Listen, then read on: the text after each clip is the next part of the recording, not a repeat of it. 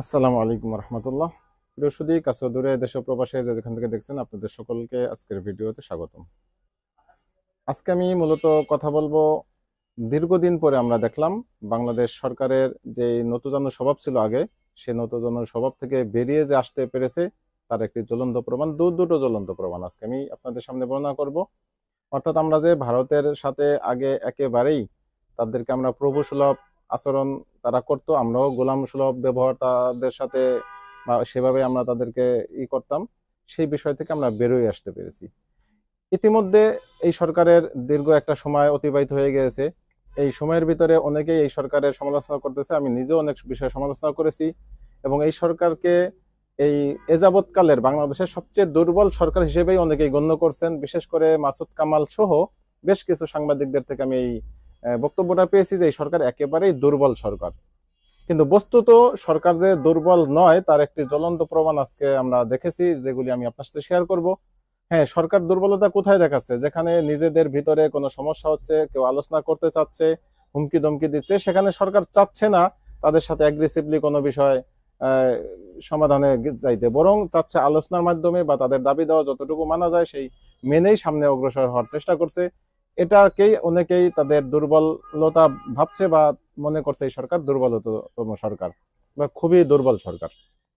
বিষয়টি যে তা নয়, প্রমাণ হয়ে গেছে। আজকে জানুয়ারির 2 তারিখ চিন্ময়ের জামিন শুনানির কথা ছিল। তো আমরা ইতিপূর্বে দেখেছি চিন্ময়ের বিষয়ে ভারত একচাটিভাবে যেভাবে চাপ প্রয়োগ করতেছিল বাংলাদেশের উপরে, ধরেই নিয়েছিলাম যে হয়তোবা চিন্ময়কে জামিন দিতে হবে বা দিতে বাধ্য হবে সরকার। কিন্তু দেখলাম না, চিন্ময়ের জামিন আবেদন মঞ্জুর করা হয়নি, নামঞ্জুর করা হয়েছে। এটা একটা খুশির সংবাদ যে সরকার সে নিজে সিদ্ধান্ত নিতে পারতেছে যে আমরা কি করব কি করব না, বা এখানে আইন শৃঙ্খলা বা যারা কোর্টের যে বিচারকরা রয়েছেন তারা মানে তাদের অনুযায়ী, ম্যান্ডেট অনুযায়ী, মামলার যে ম্যান্ডেট মেরিট, সেই মেরিট অনুযায়ী তারা বিচার বিশ্লেষণ করে সিদ্ধান্ত নিতে পারতেছেন। এটা সবচেয়ে আমাদের জন্য একটি আনন্দের সংবাদ। এখানে কারো চাপ বা কারো একটি খবরদারি এই বিষয়টা মোটামুটি তোয়াক্কা ছাড়াই তারা সিদ্ধান্ত নিতে পারতেছেন, যে কারণে এই চিন্ময়ের জামিনটা হয়নি। কেন হয়নি হয়তো বিস্তারিত আলোচনা পত্রিকায় আসেনি, তবে যতটুকু আমি বুঝতে পারি যে এখানে নীতিগতভাবে সরকার চাচ্ছে না তাকে জামিন দিতে। অনেকগুলি কারণ আছে। প্রথমত, তার বিরুদ্ধে হয়তো স্পেসিফিক কোনো তথ্য গোয়েন্দা ডিপার্টমেন্টের আছে, যে কারণে তাকে প্রথমত গ্রেফতার করা হয়েছিল। এরপরে তার গ্রেফতারে পরে যেভাবে সহিংস আচরণ দেখলাম ইসকন কর্তৃক বা উগ্র হিন্দু কর্তৃক, কোর্টের ভিতরে একজন আমার নিরপরাধ মুসলিম আইনজীবীকে হত্যা করা হলো, সেই বিষয়টা অবশ্যই এখানে আইনশৃঙ্খলা রক্ষাকারী বাহিনী হয়তো তাদের কাছে বেশ কিছু নিউজ রয়েছে, তারা এই বিষয়টা নিয়ে তদন্ত করেছেন। তাদের কাছে যে রিপোর্ট আছে সেই রিপোর্ট অনুযায়ী হয়তো এই মামলার সাথেও তার একটা সম্পৃক্ততা থাকতে পারে, যে কারণেই তার জামিন আবেদনটা নামঞ্জুর করা হয়েছে। এটা আমার নিজস্ব একটা বিশ্লেষণ। তো সেটা যাই হোক, যেহেতু তার জামিন হয়নি, ইন্ডিয়া এখন আমাদের প্রতি খুব বেশি আবার চড়াও হবে। যেভাবে অতীতে আমরা বিগত 4 মাস যাবৎ দেখতেছি যে তারা ডিসইনফরমেশনের মাধ্যমে, ভুল ইনফরমেশন ইচ্ছাকৃতভাবে ছড়ানোর মাধ্যমে তারা বাংলাদেশের বিরুদ্ধে একটা জনমত তৈরির চেষ্টা করতেছে। কিন্তু তাদের এই চেষ্টা কোনো ক্রমেই সফল হবে না যতদিন আমরা সজাগ থাকবো, সচেষ্ট থাকবো।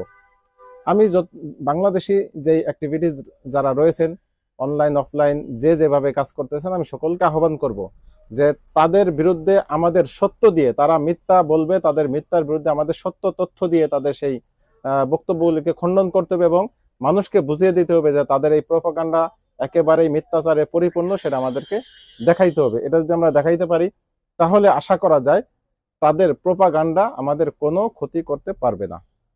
দ্বিতীয় যেই বিষয়টা আমি আনছি, একই দিনে যেহেতু দুটো বড় খবর আমাদের জন্য, সেই দ্বিতীয় খবরটা হচ্ছে, খবরটা যদিও গতকালকেরই, আমি আজকে আপনাদের সামনে আনছি। সেটা হচ্ছে লালমনিরহাটের সীমান্ত এলাকায় একটি ঘটনাকে কেন্দ্র করে, সেখানে নোম্যান্স ল্যান্ডে বিএসএফ তারা কাঁটাতারের বেড়া দিচ্ছিল।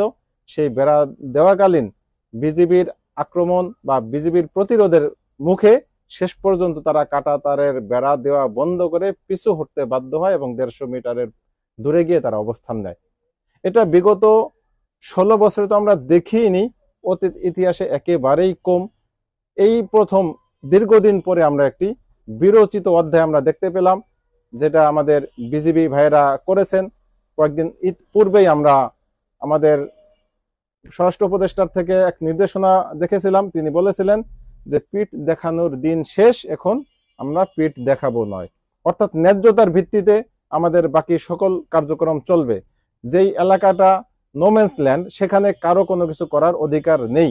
এককভাবে তারা এতদিন যাবৎ এই কাজগুলি করে আসতেছিল, কাঁটাতারে বেড়া দিয়ে আসতেছিল। এই কাজগুলি বন্ধ করা উচিত। আমি যদি একটু আপনাদেরকে নিউজ মিডিয়া থেকে দেখাই আজকের পত্রিকার খবর, আজকের পত্রিকার নাম গতকালকের নিউজ, 1 তারিখের নিউজটা লালমনিরহাটের পাটগ্রাম সীমান্তে শূন্যরেখায় কাঁটাতারের বেড়া স্থাপনের কাজ বিজিবির বাধায় বন্ধ রাখতে বাধ্য হয়েছে ভারতীয় সীমান্তরক্ষী বাহিনীর বিএসএফ সদস্যরা। গতকাল মঙ্গলবার, অর্থাৎ পরশুদিন, উপজেলার দোহগ্রাম ইউনিয়ন সীমান্তে এই ঘটনা ঘটে। আজ বুধবার বিকেলে বর্ডার গার্ড বাংলাদেশ রংপুর 51 ব্যাটালিয়নের অধিনায়ক লেফটেন্যান্ট কর্নেল মোহাম্মদ সেলিম আল দিন সীমান্তে নির্মাণ কাজ বন্ধ রাখার বিষয়ে সত্যতা আজকের পত্রিকাকে নিশ্চিত করেছেন। বিজিবি ও স্থানীয়রা জানান, ভারত বাংলাদেশ সীমান্তের প্রধান ডিএনএমপি পিলার 8 নম্বরের 51 নম্বর সাব পিলার দহগ্রাম সরকারপাড়া এলাকায় শূন্য রেখায় সীমান্ত আইন লঙ্ঘন করে কাঁটাতারের বেড়া নির্মাণ করা হচ্ছিল। গতকাল দুপুরে ভারতের পশ্চিমবঙ্গে বিএসএফ এর 6 ব্যাটালিয়নের অরুণ ক্যাম্পের বিএসএফ সদস্যদের সহায়তায় এই নির্মাণ কাজ করতে থাকেন ভারতীয় 15 থেকে 20 জন নাগরিক। অবৈধভাবে কাঁটাতারের বেড়া ও লোহার খুঁটি দিয়ে ল্যাম্পপোস্ট স্থাপনের কাজ করার খবর জানতে পেরে বিজিবির দহগ্রাম ক্যাম্পের টহল দলের সদস্যরা ঘটনাস্থলে গিয়ে বাধা দেন। এরপর বিএসএফ এর সদস্যরা শ্রমিকদের নিয়ে কাজ চালিয়ে যেতে থাকেন। এ সময় বিজিবির সদস্যরা তীব্র প্রতিবাদ জানিয়ে আবারও কাজে বাধা দেন। এক পর্যায়ে নির্মাণ কাজ বন্ধ রেখে সীমান্তের 150 গজ শূন্যরেখা অতিক্রম করে ভারতের অভ্যন্তরে চলে যান। এর আধ ঘন্টা পর নির্মাণ কাজের মালামাল ও সরঞ্জাম ভারতের ভিতরে নিয়ে যান বিএসএফ সদস্যরা। অর্থাৎ এই প্রথম আমরা দেখলাম যে খুব বেশি শক্তভাবে তাদেরকে প্রতিরোধ করেছেন এবং পিছপা হননি বিজিবি, এখানে মাথা নত করেননি, চোখে চোখ রেখে কথা বলেছেন। কারণ সীমা শূন্য যেই এটা, অর্থাৎ নোম্যান্স ল্যান্ড যেটা, সেখানে কোনো দেশই কোনো কিছু স্থাপন করতে পারবে না। যদি দুনো দেশ যৌথভাবে কিছু করতে চায়, রাষ্ট্রীয়ভাবে দুনো দেশ সম্মতিক্রমে, সেটা ভিন্ন বিষয়। কিন্তু নোম্যান্স ল্যান্ড যেটা বা 0 পয়েন্ট যেটা, সেখানে কারো কোনো কিছু করার অধিকার নাই। তারা 150 গজ ভিতরে থাকবে, আমাদেরও 150 গজ ভিতরে থাকবে। কিন্তু তারা প্রতিনিয়ত প্রত্যেকটা জায়গায় কাঁটাতারের বেড়া দিয়েছে সীমান্ত 0 এর সাথে সাথে, একবারে হয়তো 1-2 মিটারের ভিতরেই। এটা সম্পূর্ণভাবে অবৈধভাবে করে আসতেছে। সেই অবৈধভাবে খবরদারি করার দিন শেষ হয়ে গেছে। কারণ এখন তাদের যেই চাক্কর মার্কা সরকার, অর্থাৎ একেবারেই তাদের ভূত শ্রেণীর যে সরকার, সেই সরকারের বিদায় হয়েছে। যে কারণেই মূলত ভারত আমাদের উপরে এতটাই ক্ষিপ্ত। বাংলাদেশ আমরা কাকে সরকার রাখবো, কাকে সরকার রাখবো না, এটা সম্পূর্ণই আমাদের আভ্যন্তরীণ ব্যাপার হলেও ভারত কেন আমাদের উপরে ক্ষিপ্ত তার বড় প্রমাণ হচ্ছে এই সীমান্ত এলাকা সহ বাংলাদেশের সাথে ভারতের যতগুলি সম্পর্ক, যত জায়গায় সম্পর্ক, প্রত্যেকটা জায়গায় তারা প্রভুসুলভ আচরণ করেছে, একতরফা আচরণ করেছে। আর এদিকে এরা গোলাম স্বরূপ মানে সবকিছু মেনে নিয়েছে। এখন তারা বুঝতে পেরেছে যে এই ইউনূস সরকার বা পরবর্তী যারাই আসবে, এই গোলাম সুলভ আচরণ তারা আর করবে না। এখন তারা চোখে চোখ রেখে কথা বলবে। এই জন্যই মূলত তাদের অন্তর্জালা, অন্তর্দহন শুরু হয়ে গেছে। এই অন্তর্দহন তাদের বাড়তেই থাক, এটাই আমাদের প্রত্যাশা। আমাদের সীমান্ত রক্ষায় যে ভাইয়েরা আছেন, আমরা তাদেরকে স্যালুট জানাই এবং তাদেরকে আহ্বান করব, ভবিষ্যতে কখনো কোনো বিষয়ে মাথা নত করা যাবে না। আর একটা বিষয় আমি ক্লিয়ার করতে চাই, ভারত অনেক সময় আমাদের আভ্যন্তরীণ অনেক সমস্যা দেখতে পায়, এই সমস্যাগুলি দেখে তারা মাথা চারা দিয়ে ওঠার চেষ্টা করে। কিন্তু একটা বিষয় আমি ভারতকে স্পষ্ট বলতে চাই যে আমাদের অভ্যন্তরীণ যত সংকট থাক, আমরা ভাইয়ে ভাইয়ে যত বিভেদ বিভাজন থাকি, যখন আমাদের দেশের স্বার্থ আসবে তখন আমরা সব আমাদের বিভাজন দূর হয়ে যাবে। আমরা মুহূর্তেই কিন্তু এক হতে আমাদের একটুও সময় লাগবে না। যার জ্বলন্ত প্রমাণ কয়েকদিন আগেই দেখেছেন যে যখনই জামাত ইসলাম, বিএনপি সহ মোটামুটি একটা বিভাজন শুরু হয়ে গেছিল, একে অন্যের বিরুদ্ধে কথা বলতেছিল, তখন যখন এই চিন্ময়কে কেন্দ্র করে ভারতের সাথে একটা সমস্যা তৈরি হলো, ঠিক তখনই সকল দল মত নির্বিশেষে এই ডক্টর ইউনূসের হাত শক্ত করার জন্য সকলে একীভূত হয়ে তারা হুঙ্কার দিলেন এবং সকলে ঐক্যবদ্ধ যে শক্তি, সেই শক্তি তারা প্রদর্শন করলেন, যে কারণে ভারত অনেকটাই নিস্তেজ হতে বাধ্য হলো। ঠিক তেমনি ভাবে ভবিষ্যতে যদি কখনো এমন দেখেন যে আপনারা আমাদের উপরে খবরদারি করতে চান, তাহলে দেখবেন তখনও একই রকম আমাদের সকল মানুষ একই সূত্রে গাঁথা, একই রক্তে বাঁধা এবং সকলে একভূত হয়ে আপনাদের বিরুদ্ধে লড়াইতে মাঠে নেমে আসবে। তখন কে জামাত, কে জাতীয় পার্টি, কে বিএনপি, কে অন্য দল, কোনো ভেদাভেদ কাজ করবে না। এটাই হচ্ছে আমাদের জাতীয়তাবোধ, এটাই হচ্ছে আমাদের দেশপ্রেম। এই দেশপ্রেমের স্বার্থে আমরা কোনো কিছু ছাড় দেব না। আর একটা বিষয় হচ্ছে, এই চিন্ময়কে কেন্দ্র করে ভারত অনেক অনেক জল ঘোলা করেছে। তারা এখানে ট্রাম্প কার্ড খেলেছে, হিন্দুয়ানি ট্রাম্প কার্ড খেলেছে। এই কার্ডটা কিন্তু ইতিপূর্বে আমরা দেখিনি। তারা ইতিপূর্বে আওয়ামী লীগের শাসনামলে অনেক হিন্দুদের উপরে আক্রমণ হয়েছে, হিন্দুদের বাড়িঘর ভাঙ্গা হয়েছে বা হিন্দুদের জমি দখল হয়েছে, সেটা দলীয়ভাবেই।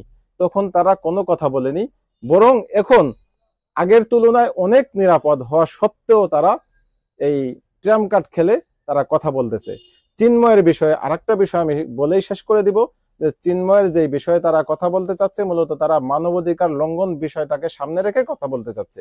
কিন্তু মানবাধিকারের লঙ্ঘন সামনে রেখে কথা বলা, এটা বিশ্বের অন্যান্য সব দেশের জন্য বৈধতা থাকলেও অন্তত এই প্রশ্নে ভারতের জন্য এর বৈধতা নেই। কারণ ভারত বিগত 16 বছর বাংলাদেশের উপরে যেভাবে ন্যাক্কারজনক তারা আগ্রাসন চালিয়েছে, যেভাবে তাদের দাস সুলভ যে দলটি ছিল বা সরকার ছিল, তারা আমাদের বাংলাদেশের উপরে যেভাবে একটানা নির্যাতন করেছে, নিপীড়ন করেছে, তখন তাদের মুখে কুলুপ এঁটেছিল, তারা মুখে কোনো একটা টু শব্দ আটেনি। সেই ভারত এখন এসে বর্তমানে আমাদের এই বর্তমান পরিস্থিতিতে তারা আমাদের অভ্যন্তরীণ বিষয়ে কথা বলবে, সেটা কোনো ক্রমেই আমরা মেনে নেব না। এই জন্য ভারতকে আমি সতর্ক করে বলছি যে আপনারা এই বিষয়টি নিয়ে মোটেও আর নাক গলানোর চেষ্টা করবেন না। আপনারা আপনাদের ভিতরে কি আছে সেটা নিয়েই থাকুন। আপনারা আপনাদের সেখানে যে মাইনরিটি আছে তাদের নিরাপত্তা কিভাবে নিশ্চিত করবেন সেই বিষয়টা নিয়ে আপনারা নাক গলান, সেটা নিয়ে আপনারা ভাবুন, সেটা নিয়ে আপনারা সৃষ্টি করুন, বা কিভাবে আপনারা কি করবেন সেটা নিয়ে আপনারা চিন্তা ভাবনা করুন। বাংলাদেশ নিয়ে আপনাদের চিন্তা করার কোনো সুযোগ নেই, কারণ আমরা বাঙালি, আমরা বাংলাদেশি। আমাদের দেশের কে মাইনরিটি, কে মাইনরিটি নয়, এটা আমরা বিবেচ্য করি না, আমরা কখনোই বিভাজন করি না। বরং আমরা প্রত্যেকের মানবাধিকারের জন্য কথা বলি। একজন হিন্দু ভাইও যদি আক্রান্ত হয় সেজন্য আমরা কথা বলি, একজন মুসলিম ভাই আক্রান্ত হলেও আমরা কথা বলি। অতএব আমাদের বিষয় আমরা বুঝবো, এজন্য আপনাদের নাক গলাতে হবে না। আজকের মতো এই পর্যন্তই। ভালো থাকবেন। আল্লাহ হাফেজ। আসসালামু আলাইকুম রহমতুল্লাহি ওয়া বারাকাতুহু।